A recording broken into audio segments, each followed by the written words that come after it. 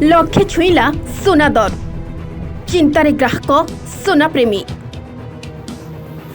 आउ किणी परिबेनी सुना आकलनठू अधिक सीमा पार कला सुना दर।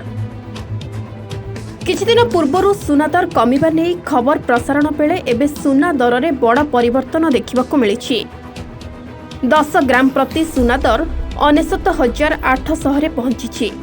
शुक्रवार सुना दर 98,150 टंका थिबा बेले आज सार्वजनीन उच्च स्तर रे पहुंचिछि सुना दर।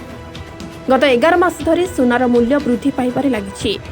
जदि आमे गत वर्ष विषय आलोचना करिबा तेबे अक्षय तृतीया दिन 24 कैरेट सुनार मूल्य प्रति 10 ग्राम प्रति 73,240 टंका थिला।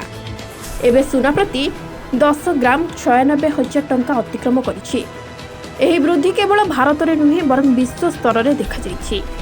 भुवनेश्वर में 24 कैरेट सुना दर है 10 ग्राम को 98,350 टंका। 22 कैरेट सुना टपिला 90,000 टंका। सेपरी रूपा केजी प्रति दर 98,500 टंका को वृद्धि पाई। अमेरिका चीन टारिफ वार प्रभाव में सुना और रूपा वृद्धि पाइथिबा बजार विशेषज्ञ माने कहिसेंति। Bureau report Republic Odia.